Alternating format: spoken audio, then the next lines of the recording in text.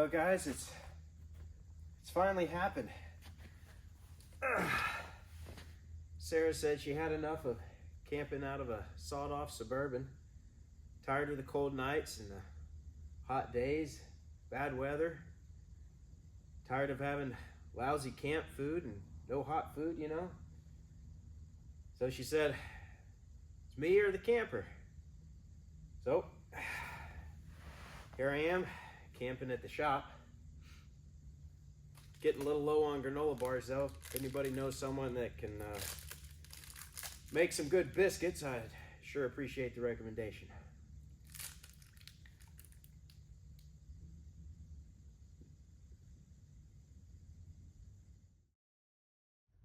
Welcome back to Trove One, everybody.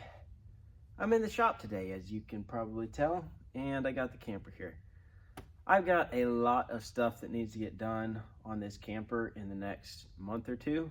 I've been putting off working on it and just doing other things, camping, just life. But I've got to get some things fixed. We're at the point on this thing where stuff is starting to wear out or fail or break or whatever. So we're actually starting to do maintenance instead of just building, but we're not done building it yet. We actually have some really cool upgrades coming in the next couple months, I hope. If everything goes well, we got some cool stuff coming. But I've got some stuff specifically I need to work on. I mentioned in a video recently that I broke our water pump for our water tank that's under the back of the camper here. I think it got frozen in a really cold ice, not ice storm, but cold snap we had. It got down into single digits, which is pretty cold for here, and I didn't do anything to protect it, so it probably had water inside the pump. And it's very similar to this. This is a Seaflow 33 series. I think this is, I don't remember what the 3 gallons per minute is what this one pushes out. They've got, I think there's some that do more than that, but it's a 12 volt water pump, very basic. There's tons of these out there, tons of options. This is just one I found on Amazon. I was like, we'll give that one a shot. So I need to get my pump swapped out. It's down in this hole. Very hard to film, by the way, but I got to get swapped out. That's at the top of my list so we can get to our water. And then I am trying to get better power. We've had issues with our battery running down and things like that. So we have a Renogy. This is a DC to DC charger.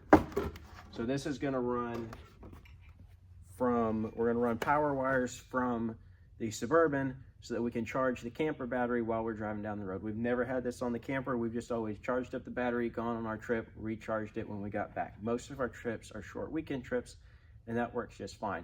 But when you start going 2, 3, 4, 5, 6, you know, however many days, you've got to find a way to recharge on the road. And usually when we're doing longer road trips, it means more highway time, and there's plenty of time for the battery to be charging while we're driving, which we've got a trip coming up soon where we're going to be doing that. So I've got to get this installed. Probably won't be installing this today, but hopefully in this video. I'm waiting on some wires to come in so I can wire this all up, and I can show you all that. But we've got a 50 amp, yes, 50 amp DC to DC, but this also will do solar as well. So when I get some solar panels, which we're planning on putting some on the front of the camper on the old, over the old windshield, we'll be able to run our solar through this as well. So we'll have DC and solar, and that will probably take care of most of our power needs unless we're parked for a long time. At some point I do want to do an AC because I'd like to have all three where if we're at a campground, because we do campgrounds and state parks and things like that.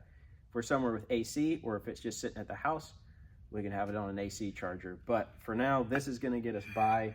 We're going to run this. We also have the Bluetooth module for it so we can connect to that, and we have the Renogy One Smart deal here. I don't know that much about this. It was all kind of a package deal at a pretty good price, and I thought I want to try it out. So I'll find out more about this and let you know what I think as we go here. This is going to basically be a centralized monitoring deal, and I think it has capability to connect to Wi-Fi and some things like that, but I'm not 100% sure on that. I really don't know. We'll find out. But, and I've also got, like, I need to do some maintenance on the hitch. I had to replace one of the jacks on the front. there's just lots of little things that I just need to do some maintenance on. And then I've still got painting and finishing out the flooring, finishing out trim. I got a ton of stuff to do. So I'm gonna quit talking. I'm gonna get to work. Otherwise, I'm never gonna get this thing done. All right, I got the old pump out. This is a surge flow control. It worked great up until it didn't, and then it would not even turn on. So I don't know if something inside of it froze and expanded and broke something or what, but it doesn't work. So quick comparison of the two. They're basically the same size, not a whole lot of differences. One thing I like about the old one better is it has these quick connects on it, which are super nice, especially since it's in a tight area. They just pop in, pop out, lock in place. Both sides are these quick connects. I like that. The new one does not have that. They are threaded connectors, which is fine, nothing wrong with that, but they are threaded, so I'll have to change up my system a little bit and redo my hoses. I was hoping to be able to plug it in. One thing I like about the new one better is these feet on this one. These feet slide off really easy. They're very janky. They don't work very well. The bottom, one of them completely fell off. They were hanging and all bent up. I don't like the feet on this one. I don't like that style. This one is still rubber because you want rubber so you have vibration control so it doesn't vibrate the whole camper too much. But this one seems a lot more solid, and screwing it in and hanging it up seems like it's going to hold up better, especially with the bouncing around of the vehicle. So we'll see how she works. I got to figure out which side's the inlet and which side's the outlet. We have directions, but who reads directions?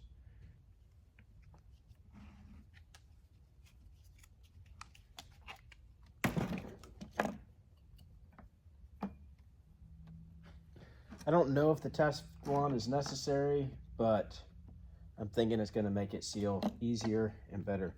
These do free spin from this part, so once I get in there, I should be able to thread it on pretty easy. I just got to get these onto my hoses.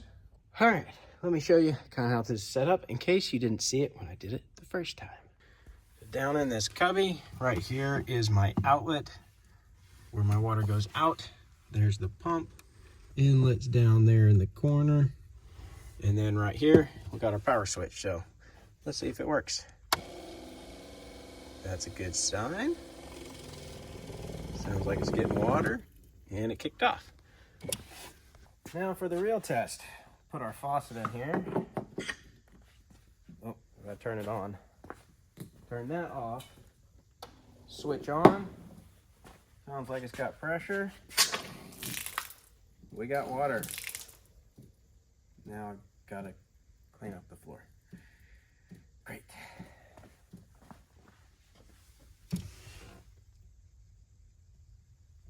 I hear some clicking. That might be a sign of a water leak. We got a water leak anywhere? That's our output. Anything right here? Looks good. Yeah, we got a water leak down there somewhere. Yep, I see a drip. All right, I redid the end. I went ahead and cut a piece off. It seemed like the old one had kind of stretched it out a little bit, and the grooves and it didn't quite sync up with that. So cut a piece off, redid it. It's not leaking now. If your motor's sitting there running occasionally, that means you got a leak somewhere.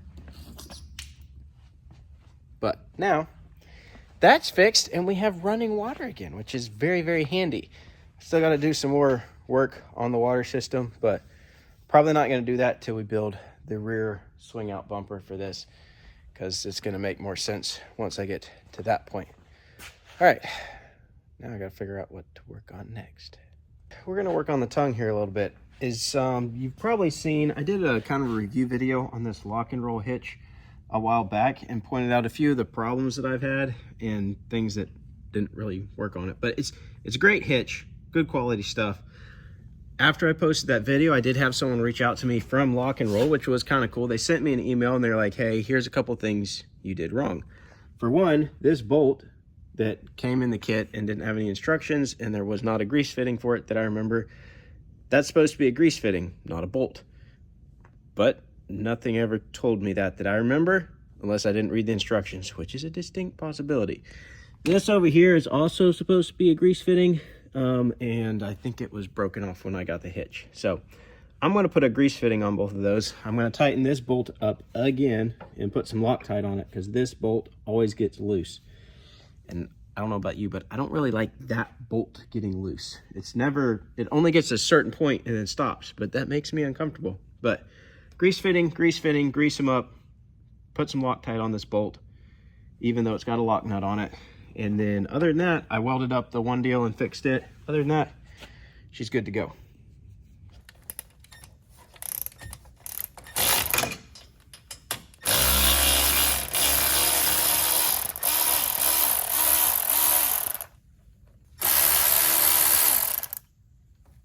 Well, evidently I don't have the right size grease fitting, so I'm gonna have to go find, mine are all 1/4 or 1/8 inch, and evidently that is not correct. So I'm gonna have to get some different grease fittings so I can fix that. So this is gonna have to wait a little bit.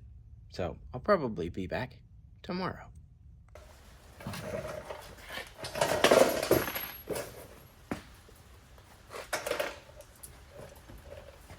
All right, I'm back. Another day. I got some more grease fittings. These are 3/16, so we shall see if I got the right size this time. All right, so they have used maybe some sort of metric size. I have a 1/4 inch. I have a 3/16. Those are the only options. The 1/4 is too big, 3/16 is too small. The bolt that was in there that does thread in, that came with the thing, and that they're saying is not supposed to be in there, is like a finer thread than these, but probably about a 1/4 inch. And this grease fitting is somewhere between a 1/4 inch and 3/16, so it's got to be some sort of metric fitting or something, which I did not see at the store. So we have to dig around on this. Kind of unusual to use odd sized fittings, but I'll figure it out. I may just work on something else tonight. Okay, so I was doing some research and I learned something new. This grease fitting that I thought was just a broken grease fitting when I got it, turns out that is not a broken grease fitting. That is a different type that requires a needle, which I actually did see at the store earlier. You put a needle in there and then you pump it up with grease. They put that on there because the typical style, they say, gets broken. I found that in a Q&A after doing some research and trying to find answers to what's actually supposed to be on here, because I can't find any instructions on these. So I'm going to put this one back in and I'll get the proper attachment so I can grease that good. It does still have grease in it, but I'm going to re-grease it. And then I'm going to do some more research about this spot right here, and I'm also going to put some Loctite and torque that bolt there down to spec and see if I can get it to stop coming loose. It's never gone any further loose than it is right now, but that gap that's in there should be even. So right now it's rubbing on the back. So once it gets to that point, it stops, but it shouldn't be doing that. So I'm gonna try to get that torqued to their specs, and I'm gonna put some Loctite on it, and it's a lock nut, and maybe it won't move. And I'm going to try to figure out if that's actually supposed to have a grease fitting, or if the guy that sent me an email was just pulling my leg. All right, I went ahead and took this whole thing apart because I want to get this issue I've had with this bolt resolved. So let me show you kind of how this all goes together so you can get a visual of it so you understand what I'm talking about. This little sleeve fits right down in there, and then this bolt will go down through it. So you kind of got a sleeve between this part of the metal and your bolt. And then this will slide over all that. That sleeve will be down inside there, and then the bolt goes through and you bolt it on.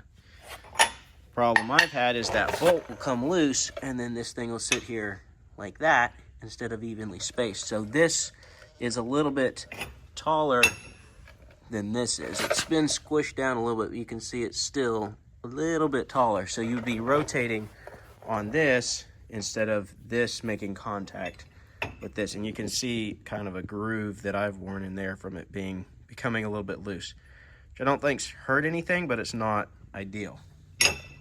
So what I went ahead and did, because I couldn't find any information, any pictures, nothing about a grease fitting going right here. And when I got this thing, it had this bolt in the box, no grease fitting, and it was perfectly threaded for this bolt. So that's where I put that bolt.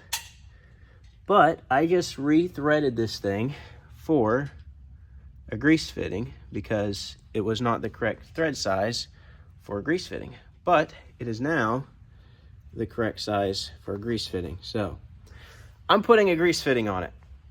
The guy that emailed me, I believe he was from Lock and Roll, said it needed a grease fitting, and I think it could use a grease fitting. So I'm gonna put a grease fitting. I'm gonna grease it up. I'm gonna keep it greased. I'm gonna keep the other part greased. Hopefully this doesn't get broken off since it sticks out. There's the possibility of a really sharp turn, it potentially binding up and snapping this off. We'll find out if that happens or not. But whatever the case, I'm putting a grease fitting on it. So I'm gonna put it all back together now.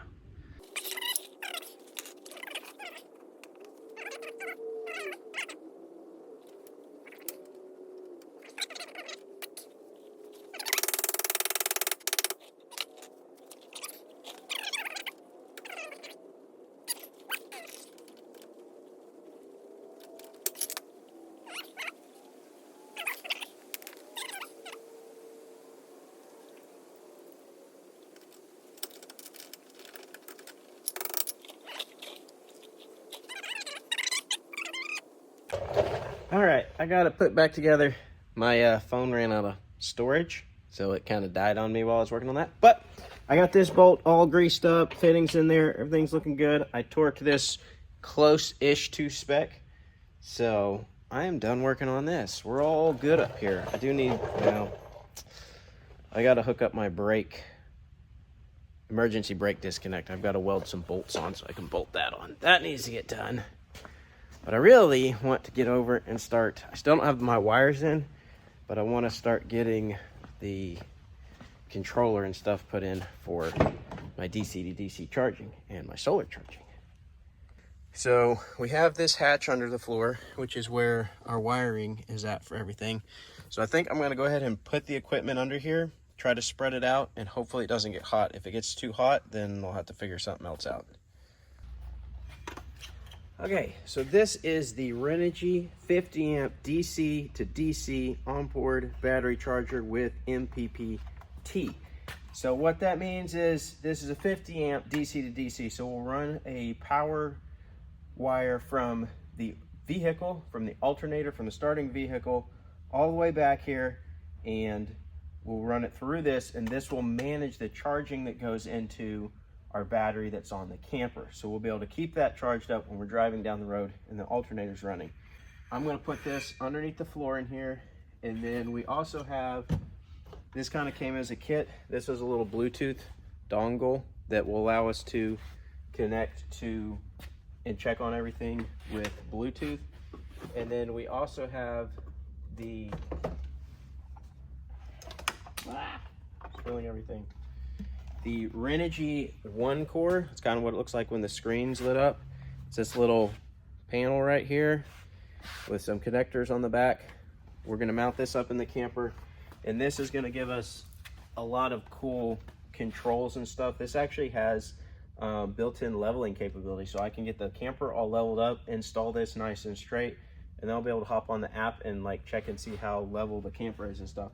A lot of this is geared a little bit more towards higher end stuff than what we're doing, but it's going to be kind of cool. I don't need all these features, but they're going to be kind of handy. So I'm excited to see what all we can do with this.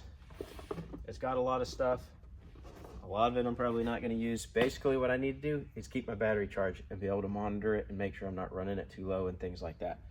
And this will run my solar. So we're going to put probably 200 watt solar panels on the front of this in a little bit. And it may be a month or two, we'll see, whenever we have time. Now that we have this, we'll be able to do it sooner, but we'll be able to run DC to DC and solar as well. So all with just these devices right here, which is super nice. It's not as fancy as like a Red Arc system and some of that stuff, but I don't need all that, and I can't afford all that. This is a sawed-off Suburban camper. We got to go low key sometimes. So this is plenty fancy. Let's get it installed.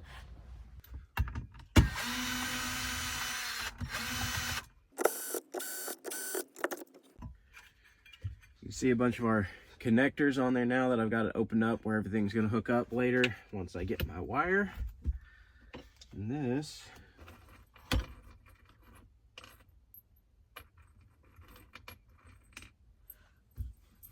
is going to go right in here. Probably going to be a pain to wire everything up later, because that's how it all is, because there's just not a lot of space, if you know what I mean.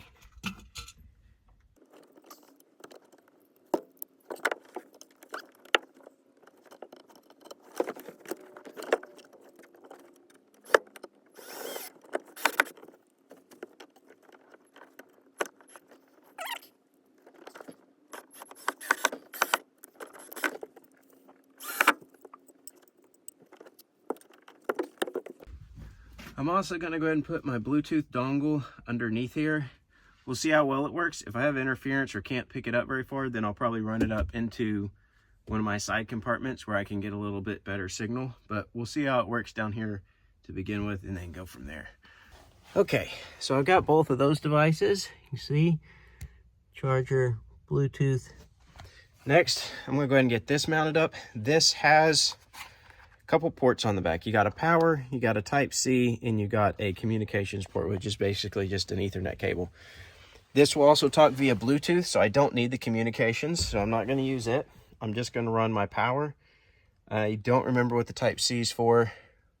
It's either an alternate power or it's a power out. I don't remember which. Doesn't really matter. I'm going to put, because I'm not going to use it, I'm going to put this controller right up here because, see, I've got light switch. This is a fan controller. I'm probably going to put an aux beam light controller in here as well, so I have a panel that'll do all of our outside lights. But I think I'm going to put this way up high here, and the reason for that is it sticks out. It'll stick out about a ½ inch, 3/4 of an inch, and we climb in and out of this door all the time, and we already bump like this light switch we hit. So if I put it down here, I feel like it's going to be in the way. So I'm going to put it up high so that I've got a little bit of this door frame protection right here. There's a little lip right there, as you can see. So if I put it up here, I'll have some protection. So all we have to do to mount this is take our, I think this is a 2-inch. Let me verify that. 2 1/8 is what I'm figuring is the correct size. We just got to drill a hole and then mount it. I like things designed like this, because it is way easier to drill a hole with a hole saw bit and mount something than it is to cut a square hole. So I'm a big fan of their design here and it being round, so I can drill a hole, put it in. This little bracket right here just rotates. Can't do it one-handed, but rotates and comes off. And so I'll mount that and then put the other on.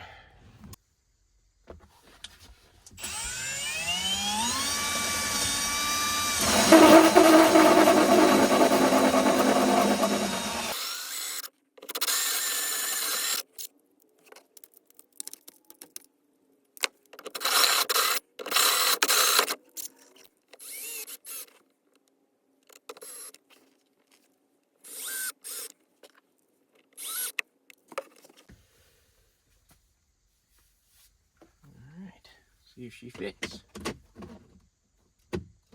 Perfect. So we got those down there, and then this controller right here. And that just pops through back into that compartment. I can get my power wire run from up here down into the floor here. I've got a hole down here already that I can route it through. So we just gotta get running. Back through here. There, feel it, feel it. Ah, yes. Yeah, come on out of there. Okay. Got through. We got wires. Got my power wire. So you gotta remember which way this goes back in here. I think like this, maybe. We'll see if this looks right here in a minute.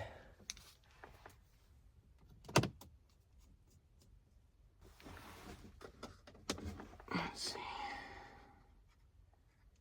Positive, negative. That looks right. Perfect.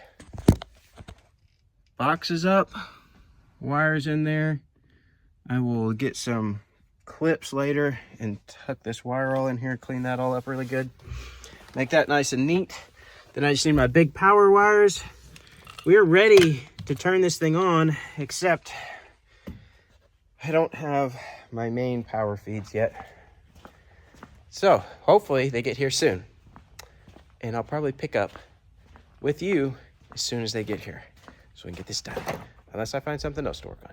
Then we might do that first. All right, it's another night. Going back to work on the camper. My wire came in. So I have some two gauge. I can't talk. I have some 2-gauge wire. And I need to replace the wires I put from the battery up to all my stuff is temporary, my feed wires. I'm going to replace those with some proper automotive wires, crimp-on connectors, all that. And then I need to run 2 wires all the way up here. And then on the Suburban, I need to run 2 wires all the way up to the front. That way I can get power from the alternator to charge the camper battery when we're driving. And yeah, it's going to take me a little while to do that. So wiring. I'm working on wiring tonight because I need power. Oh, hey, look. Look at this fine rig that happens to be sitting here. You may remember when I helped Tim with some of this. He's still working on it. He's just like me, making slow progress when he has time, a little at a time. You probably know how it is too. Sometimes it's hard to get projects done for a multitude of reasons. But I'm going to make a little progress tonight and get me some wires run.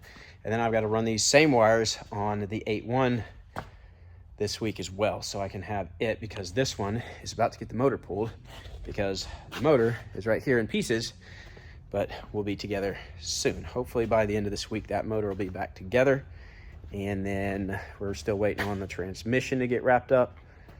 We're getting close though. All right, time to get to work.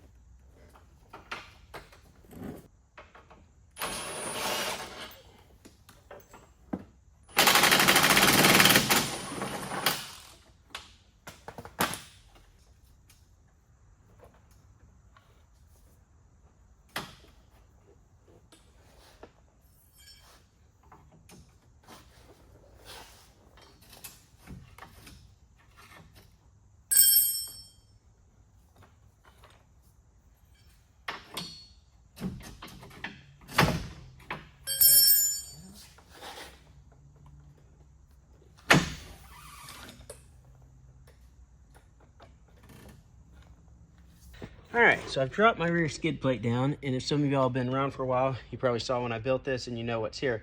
But for those that don't, this is a Renogy 200 amp hour gel battery, and then I have a 17-gallon water tank, and then we built this hinged drop-down skid plate to protect it all and to hold it all. So it gets all that weight back here behind the axle. But the wires I ran from my battery, and then I've got a fuse right here and a charging port for just hooking up a regular battery charger. Those wires were temporary. I need a larger gauge for all the things I want to do, or I want a larger gauge. This is an automotive grade wire. The wire I have on here right now is not. So I'm going to swap the wires out to these devices and then on into the camper, and then that will route to the DC to DC charger, and then there'll be an output that goes over to my kind of switch panel that I run all the accessories and everything in the camper off of. So we're just going to rework some wiring. Real exciting stuff. All right, I got all my stuff ripped out of there, all my old wires, and now I got my new ones, and I just need to run 2 of these down through the floor from my panel here to the back, and then 2 up here to the trailer tongue on the front. That's all I can really do tonight. I got to make some short ones in the back, but my connectors were supposed to be delivered last week, and they have not come in yet, so I don't have connectors, so I'm not going to make my short cables yet. Try to get my long cables run. Hopefully eventually I get all my parts in, because that would really help. All right, I'm not doing a very good job filming, but I am running my 2 wires from the tongue right now.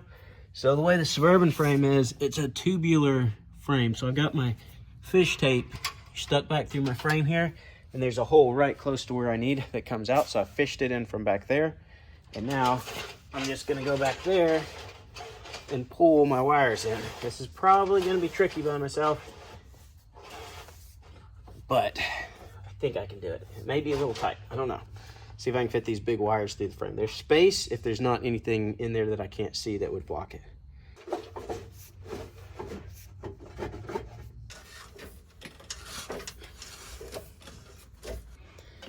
All right, I'm pulling it back out. I got it there, and then I couldn't get it out the hole at the end. The hole at the end is really tight. There's not much space.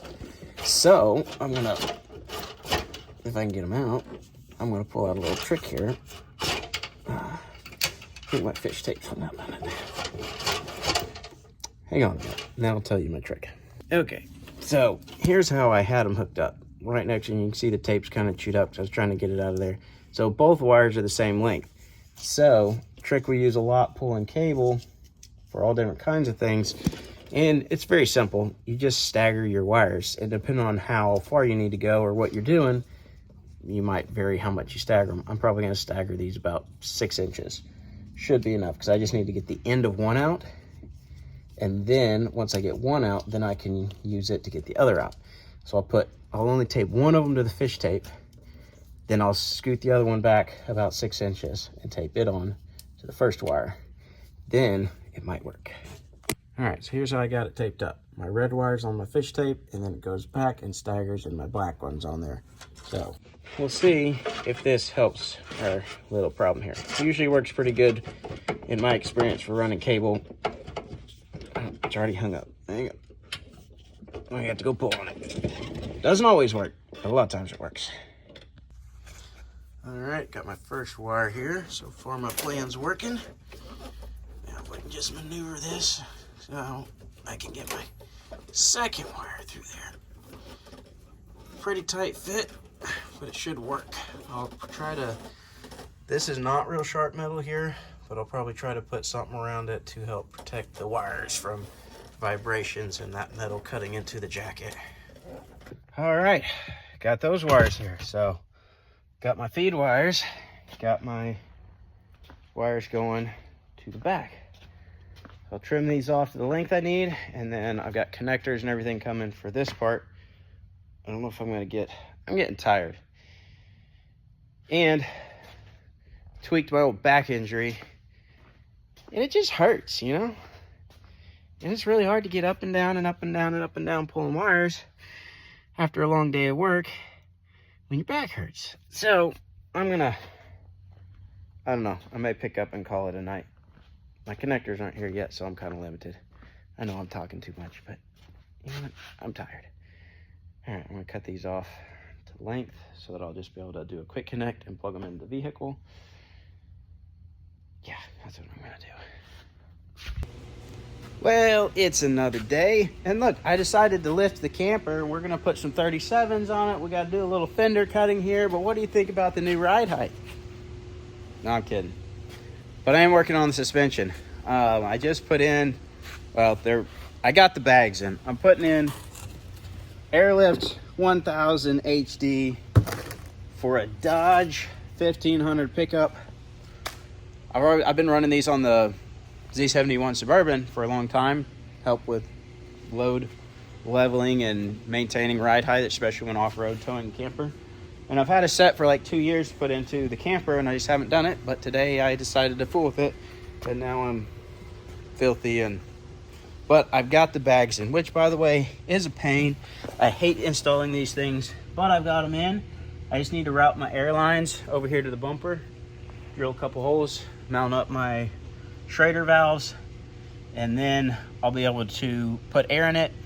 So it kind of serves a couple purposes for me, especially on the camper. Obviously, I'm not like towing a bunch of stuff, but the camper is fairly heavy. The airbags help me stiffen the ride so it doesn't have as much sway, because coil springs are more bouncy than like a leaf spring typically. So the camper has a natural sway to it. It doesn't get unstable, it just has some body roll that looks odd going down the road. So the airbags will help me be able to stabilize the body roll a little bit, and it'll give me a little bit of extra clearance if they're aired up when I'm off-road. But I can drop my air pressure in the airbags when I'm off-road to allow the camper to bounce and ride smoother on the bumpy roads, or I can air it up for more clearance. I can air it up on the highway for a stiffer ride, or I can drop it down to lower my center of gravity a little bit, because it'll raise or lower the camper probably 1.5 inches to 2 inches. We might check it out once I get it on. I'll air them up and measure the fenders to the wheels and see what it does. But I'm glad I'm getting them in, glad they're in, and now I just need to run my hoses. So I'm gonna get that done.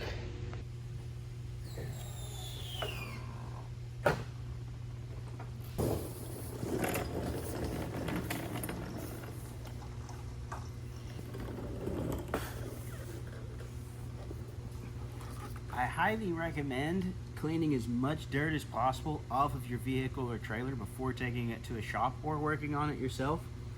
I never do that, but it's a good idea. Well, I do if it's a shop or if it's not my shop. If it's I'm bringing it here for Tim to work on, I'll leave all the dirt on it. But it's nice if you don't do that. Ugh. Saves your eyeballs.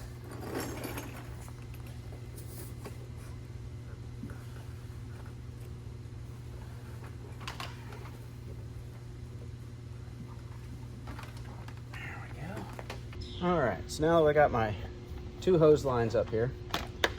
Got this little valve right here. Hose is gonna go on there. So, and there's some little bitty hose clamps that these come with.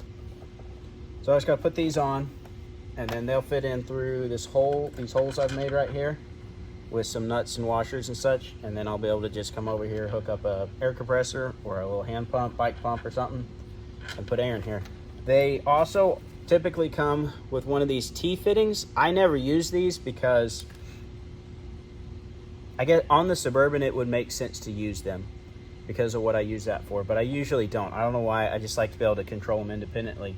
On the camper, it makes sense to keep them independent because if we're at camp and I need to offset our trailer a little bit, I can let air out of one airbag and drop the side down, or add as necessary, and I can actually move the camper around. I don't have any jacks on the back to stabilize, but I could use the airbags to help level us out, which is just a pretty quick and easy way to do it. So that's why I'm gonna have them independent on this. All right, got my ARB air compressor hooked up to my battery on here. Let's put some air in these things and see what happens. Going up.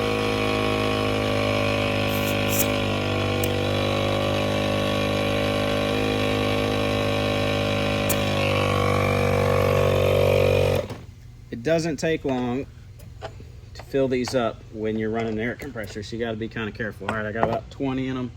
These max out at 50 psi.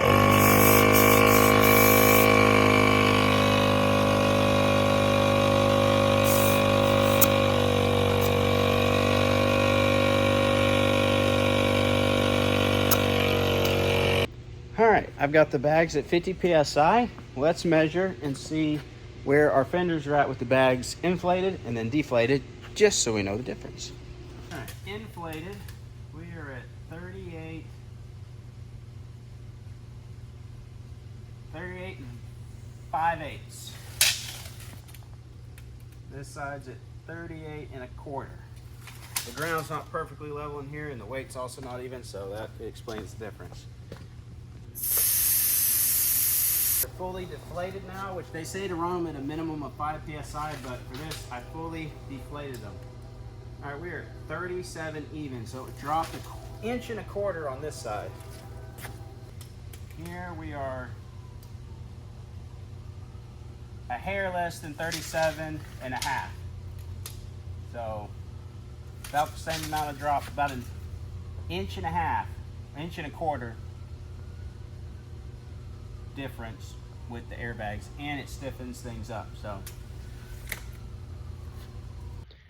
well, it's another night, guys, and guess what? Finally got our connectors in and our Anderson plugs in. So it's time to finish up some wiring, try to get this thing all wired up. So I got to put the Anderson plug here so that I can plug the trailer into the Suburban. So I got to put one on the Suburban and one on here, and then I got a bunch of wires under the floor, under the back, hooking up to the battery. I gotta get all my wires redone in here. So lots of wiring, lots of wiring. So if you don't know what an Anderson plug is, here's what it is. You got these two pieces, they go together like that. They just plug and unplug. And then you've got these crimp-on terminals that crimp onto your wire, fit down inside of it. So I just need to put one of these on the vehicle side, one on the trailer side. Then when I hook the trailer up, plug them together, and I've got a connection between the two. These are really big because I'm using 2-gauge wire. They come in a lot of different sizes for all different gauges. This is 2-gauge that I'm running, which is probably overkill, but I want to have big enough cable for everything I want to do. And this is what I decided to go with. It's also 20 something feet long from the motor all the way back to the charge controller. And with loss and everything, I want to make sure I can get all the power I want from the Suburban to the camper and from the camper back to the Suburban. I'm going to try to make it where I can jump start the Suburban from the battery on the camper in a pinch, some stuff like that. So I want enough juice going between the two. So I went big.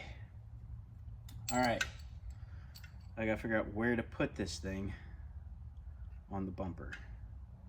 I probably should have looked into one that I could recess into it, which we're gonna redo this bumper at some point, so it's gonna be completely different, and I'll mount it. I'll probably build this into the bumper somewhere when we do that. For now, got to find a spot and fasten it.